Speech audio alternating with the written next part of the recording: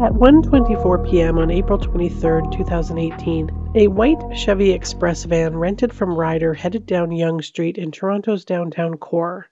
He ran a red light and proceeded at high speed down the west sidewalk, hitting pedestrians as he traveled to Poynitz Avenue, where he was finally stopped and taken in by police, but not before attempting by cop by drawing an object and pointing it at Officer Ken Lamb. His victims included Betty Forsyth, 94, originally from the UK and survivor of the Great Depression and World War II. She enjoyed trips to the casino and watching Coronation Street. Geraldine Brady, 83, widowed from her husband of 60 years and was a cancer survivor and had endured the grief of the murder of her own mother in 1994, also at the age of 83. Ji-Hung Kim, 22, a Korean exchange student studying at Seneca College. Renuka Amarasinghe, 45, from Sri Lanka. After divorcing her husband from an arranged marriage, she went on to raise her son on her own and graduate the University of Toronto in 2015. Andrea Braden, 33, a recent divorcee with plans to visit New York with her dog Jimmy in May of 2018. Munir Najjar, 85, born in Jordan and visiting his adult children in Toronto with his wife of 53 years, Lillian, with whom he liked to play cards and fix things around the house for her. Anne-Marie D'Amico, 30, a furiously funny woman who had just earned a 97.5% on her data analytics course, an adrenaline junkie who once participated in the Cooper's Hill cheese rolling contest. Dorothy Sewell, 80, currently working on her bucket list, which included walking the outer rim of the CN Tower, and a huge fan of sports. So-hee Chung, 22, a student at the University of Toronto, smart and ambitious but always kind and gentle with a genuine smile.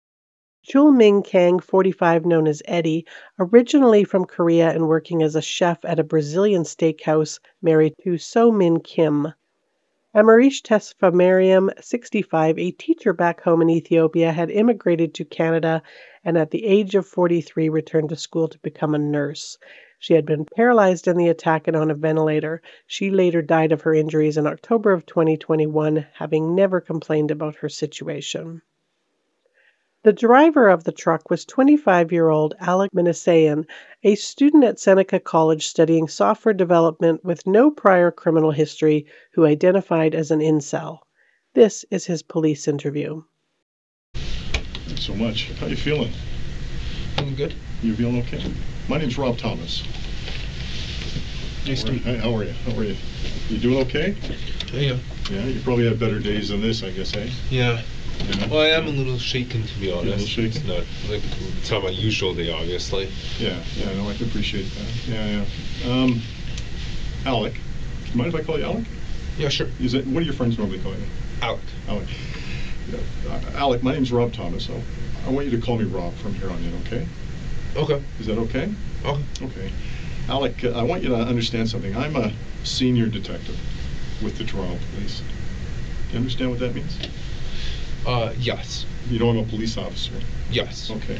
I don't wear a uniform. I wear a suit and tie because of the type of work that I do. But although I'm in a suit and tie, I'm an actual police officer, okay? And I'm one of the senior investigators on this case, okay? I got called in for this specific case because of what's happened and the involvement and everything else that's been going on, okay? Before we get started, I want you to know that we're being videotaped and audio taped, okay? Okay. Do you know what I mean by that? Yes, everything I say and do is being captured. Exactly, yeah, on audio and video, okay? Now, here's what I want to do, Alec. I want to talk to you, okay? We're going to spend a good deal of time together, okay? Okay. It's important that I talk to you. What does that mean?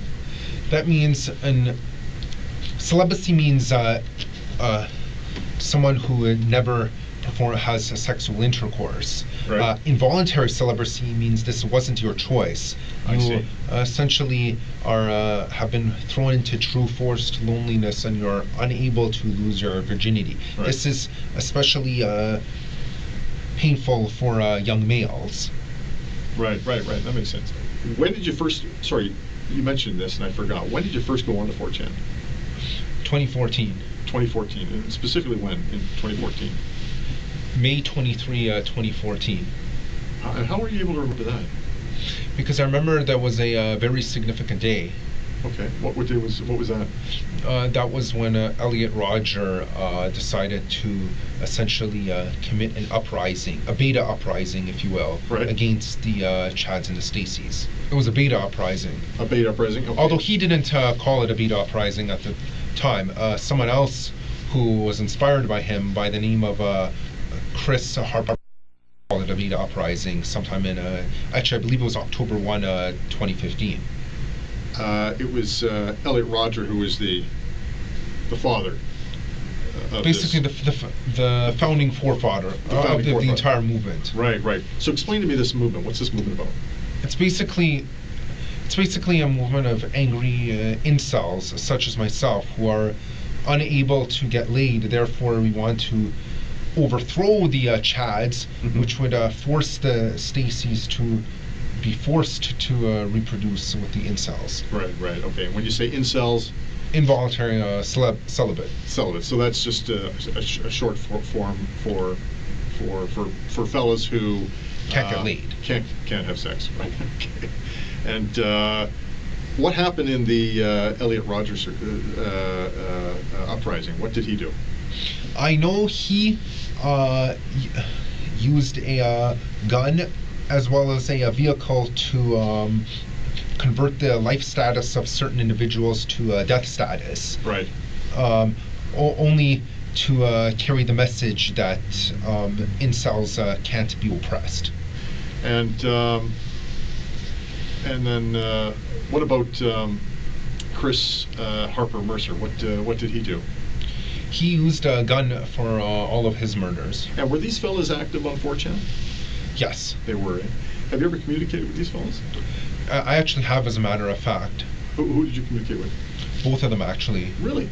We discussed our frustrations at society and being unable to get laid, and we were plotting a certain timed strikes on society in order to confuse and shake the foundations, just to put all the normies in a state of panic.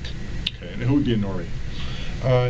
Normie means normal people. That would be anyone who is considered to be normal by the unfair standards of society. But not the Chads or Stacys. Chads and Stacys are actually above normies, or at least they think they're above normies. Of course, yeah. Okay, all right. So is it fair to say you've got Chads and Stacys up here, normies down here, and then you've got celebs who believe that they are being repressed? Incels, sorry. Yes. Incels who believe they're being suppressed or repressed, yes. And so as a result, to even the playing field. Yes. They convert the Stacys and Chads from living to dead, and to make so that we come out on top. Yeah, more than so. Is there so the targets? Who would the targets for this uprising be? All of the alpha males. All the alpha males. So the Chads. Yes. So those are the people that you want to kill. Yes. Okay. All right. And who else? Any of the Stacys who do not wish to give their love and affection to the incels. So they're a target as well. Yes. To be killed. Yes. Okay. And what about the normies? Normies. Yes, we don't necessarily wish to kill the normies, but we do wish to subjugate them in order to make them understand that that our type is the more superior one. Right, right. So when you say subjugate, what do you mean by that? Meaning either imprison them or put them in a lower position in society. Okay. So that they acknowledge the incels or the Pepe the Frog types as the more superior ones. So, okay, so you're saying things that I'm not familiar with. Sorry. So what's a Pepe the Frog? He's a mascot on 4chan. He's a mascot? Yes. Oh, mascot on 4chan. Yes. And I was using a metaphor. Oh, okay. Yeah, so he's actually worshipped quite frequently. Oh, okay. All right. So going back to the conversation with Chris and Elliot, who did you have conversation with first? Let me ask you that. Elliot. So how did you learn of Elliot? because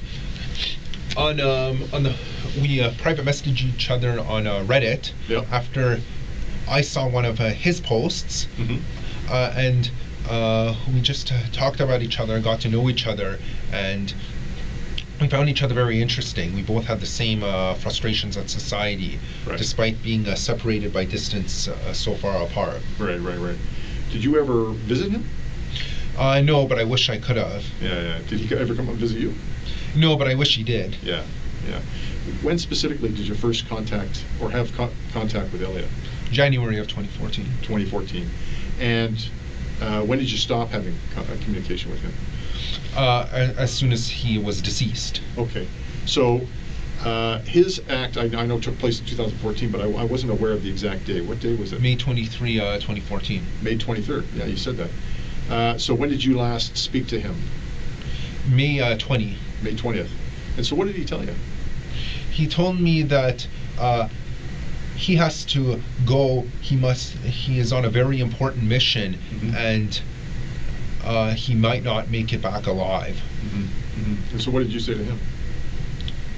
I kind of had an idea in my head of what he was planning, but I didn't want to think it was true at the time. So I replied and said, I wish you good luck with that. Right on. Okay. And when did you learn that what he had done? I saw it on the news later that night. Later on the 23rd?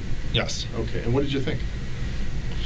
I thought that I came to the understanding that this is the mission that he had to carry out. Okay. All right. And anything else? I felt kind of proud of him for his acts of bravery. Okay. All right. And what about how you started to change your thinking? Was any of that going on? I was starting to feel radicalized at that time. You were? Okay. And when you say radicalized, what do you mean by that? Meaning I felt it was time to take action and not just sit on the sidelines and just fester in my own sadness. Right on. Okay. All right. So what takes place next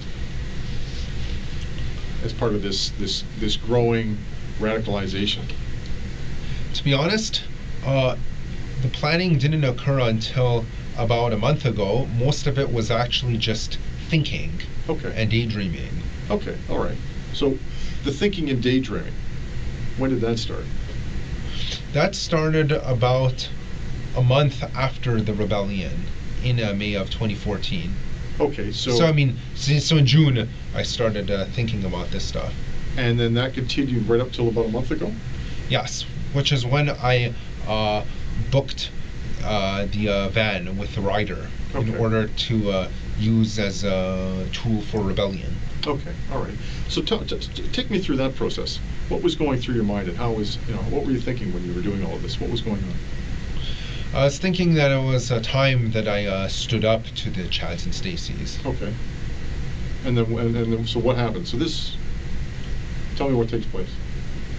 So I booked the van. Yep. And then I just simply wait until today. Yep. And then I go rent the van, and then I drive it, take it downtown to Toronto. Okay. And I just start using it as a weapon. Okay, all right. And so when you say that, what do you mean by that? Meaning the vehicle collided with several pedestrians, some of who are no longer alive as a result. Right. Okay. And so that's a lot of information. Take me back to a month ago. You said this is when this whole planning started? Yes. Okay. So about a month ago, where were you at that point? I was at Seneca College, and I decided to phone Ryder and book either a truck or a van with them. And they had a 10-foot van available, so I figured that this is perfect. I can it's big enough to have an effect, but not too big that I can't maneuver with it. So van was the perfect medium size to use as my weapon. Okay, so when do you leave Ryder I wasn't looking at the time when I left, but I know I received the van before 1 p.m., although the booking was actually scheduled for 1. Okay, all right. And how long does it take you to get from Ryder to Yonge Street? I went to Yonge, to the beginning of Yonge? To the beginning of the attack. Oh, to the near Yonge and Finch. Yeah. I would estimate about 20 to 30 minutes. 20 to 30 minutes. Now, what are you thinking while you're in the van? I'm thinking that this is it. This is the day of retribution. Okay. And anything else in your mind? Just that. That's Okay. that's the only thing that's in my mind. It's just burning in my mind. Burning in your mind. Yeah.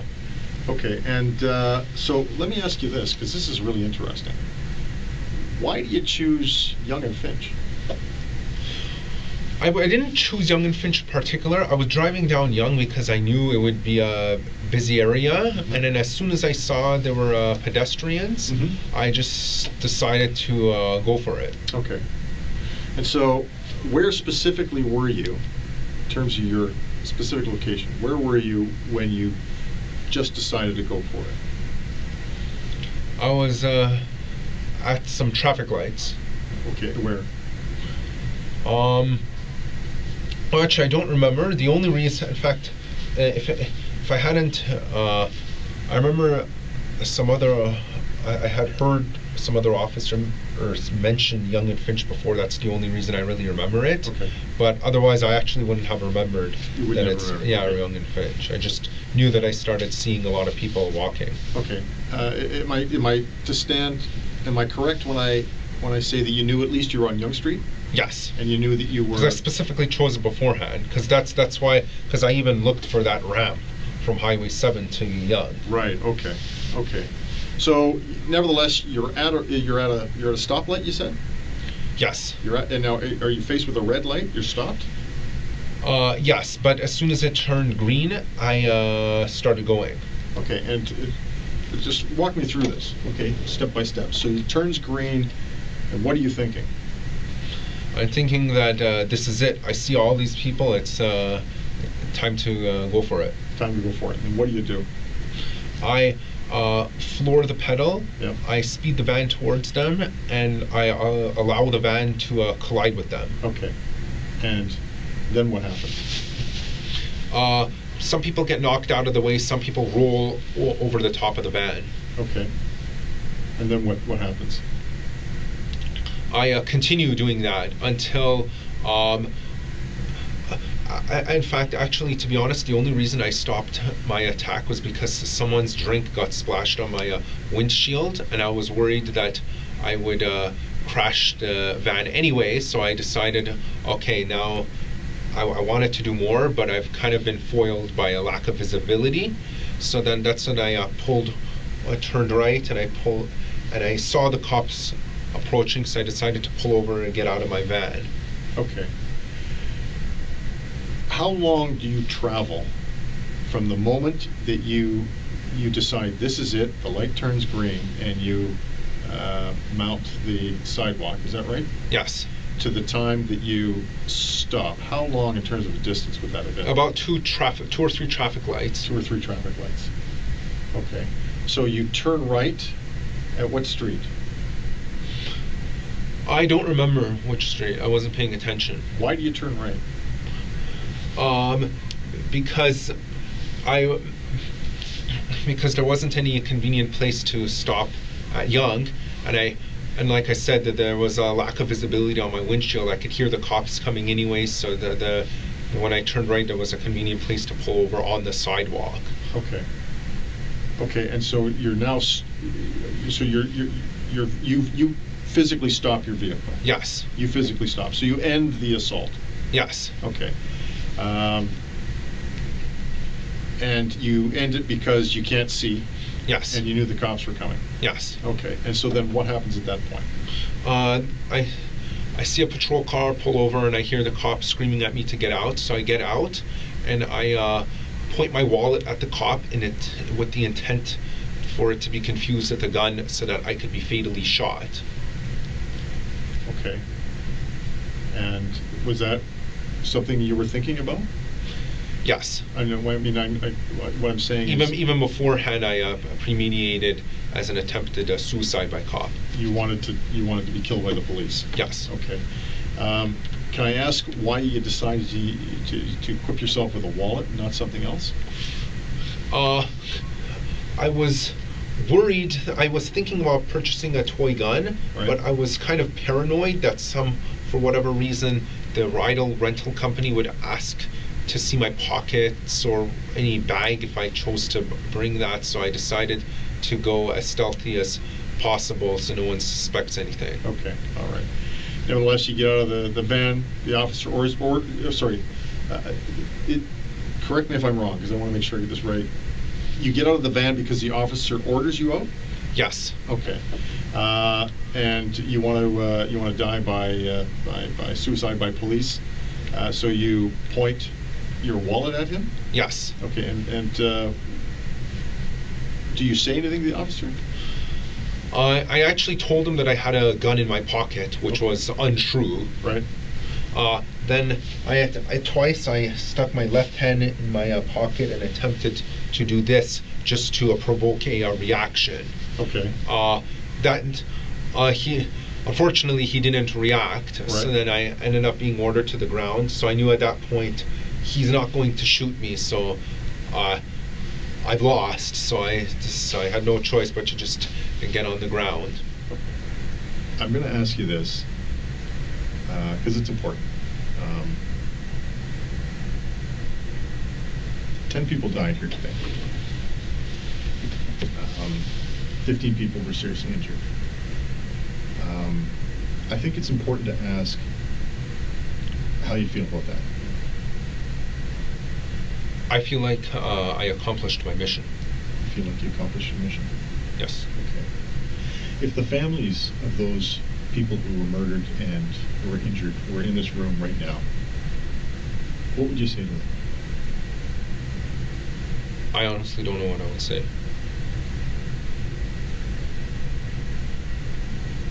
Would you apologize? I honestly don't know. No. Alex was charged with 10 counts of first-degree murder and 16 counts of attempted murder. He pled not criminally responsible, but was convicted.